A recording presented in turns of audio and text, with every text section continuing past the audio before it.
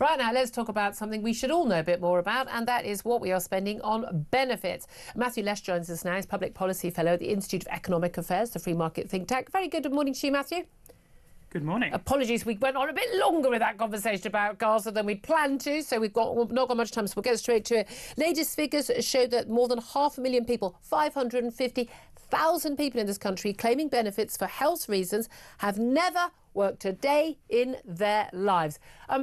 Tell us, are these statistics, is that comparable, population-wise with other Western nations, or are we peculiarly unable to work and sick and incapacitated?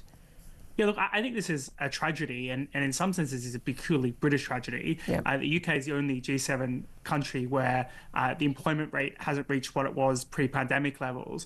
And we've seen this quite substantial increase in those who are out of work, not looking for a job and on sickness benefits. And this is awful for those individuals who themselves are often not left in a great position by the system, but also, of course, it's a tragedy for the taxpayer. Yep. And we're currently on track to hit £100 billion on this type of welfare bill by 2030. It's not sustainable at all. The effective underlying problem here, of course, is the fact that if you move from an unemployment benefit to a sickness benefit, you're really in a much better position. You get paid basically twice as much, yeah, and you also don't have to look for a job.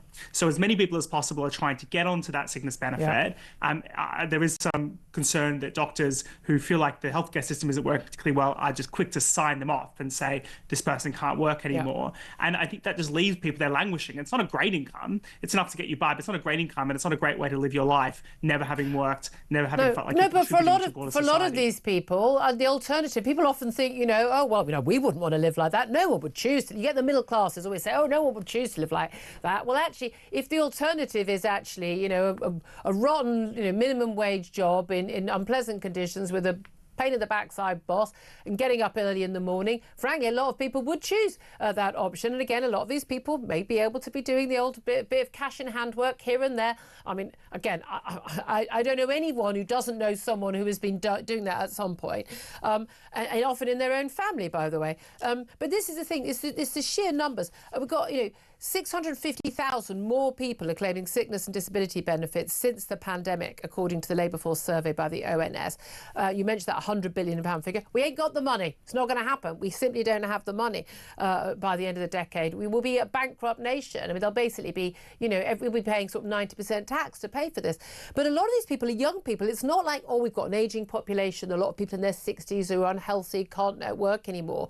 We're talking about people under the age of 40, and a lot of it isn't a physical, easily determinable issue like someone is disabled or someone, or something awful like, they've got cancer and they, and they're just simply unable to work. We're talking about people claiming that they have got stress-related problems, anxiety, they've got depression. We have seen an explosion in that. And I'm sorry, I simply don't believe it.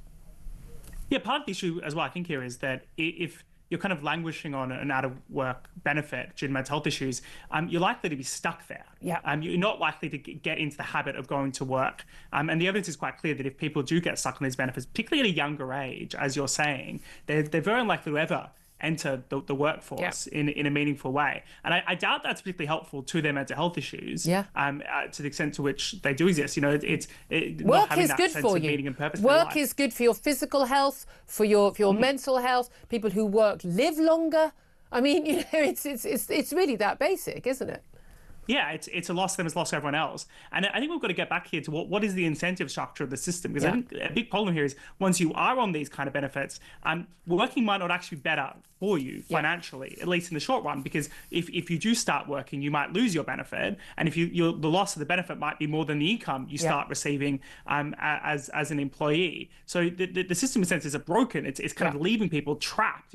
It's a classic story of the safety net that people get, entrapped in the net. They get stuck by the safety of it. But we know that there are very few sanctions. I mean, there's been barely any sanctions. So, it's been like 6,000 sanctions or something a year of people who basically got offered a job and don't take a job. I know someone who works the benefits system, and she tells me it's very blatant. She has people who say to her, look, I can claim all my benefits, all these other benefits, my housing benefit, and everything. I only work 16 hours a week, i.e. my 2 days a week. It's absurd. Of course, you can't pay your bills on 2 days a week and pay for your family. But my boss wants me to work 5 5 days, what benefits do I lose if I do that and my income goes up? And basically it's going to be a tenner better off. And you think, oh, well, you're a tenner better off. Tenner better off for working 3 more days a week. Why on earth would anyone do that? So of course they don't. Now, but here's the thing, shouldn't be an option. It shouldn't be an option. There's no reason why anybody needs to be working 2 days a week if there's been an offer. There's plenty of jobs around. Most employers are crying out for people. It's not as good as it was a couple of years ago, but there are jobs if people want to take them. I just think we just need to have a much more ruthless policy. And by the way, the madness we've learned today, the government is looking at the 2-child benefit limit and looking at saying, well, for under 5s, we'll loosen it. And so actually we will pay extra child benefit for those who have children under 5.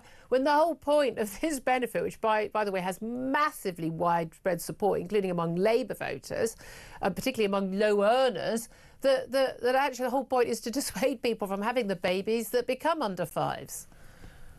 Well, it's fascinating, isn't it? There is this big distinction between where the Labour MPs sit and the parliamentary party is putting all this pressure onto the government to get rid of this 2-child welfare. Totemic for a lot of MPs, isn't it? Indeed. It's almost like why they're in the Labour Party and why they enter politics. They're desperate for more people who can't support themselves or the children they've already got to have more children. I mean, that's a platform to stand on, isn't it? I think it's a bit of a sad discussion. I think the discussion should be about ensuring that families have better paying jobs, that they have the skills they need to go out there into the workplace, that they have more opportunities to earn higher incomes, rather than this kind of dependence on the welfare state. So then the government's left in this weird position, stuck between their own MPs and where they know the public is at, which is the public don't want to see the end of this cap whatsoever. And as you've said, the polling is quite consistent that people would like to see the welfare bill cut. They don't think it's a particularly fair society where we have to work hard,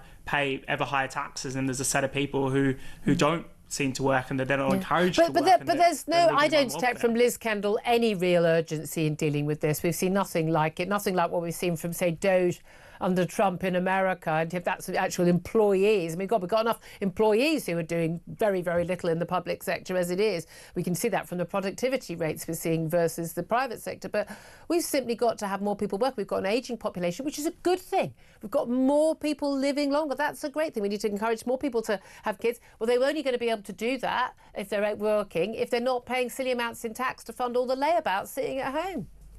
And of course, the issue here is that we've put up the taxes to such a high level where for a lot of higher income earners, they're not particularly incentivized to work much harder because they know that the government's just going to come and take 40+%, 45% of their... Absolutely. Oh, it's a deep sigh all round kind of topic, isn't it? I know we'll talk to you again about this. Matthew Lesh from the Institute of Economic Affairs, thank you very much indeed.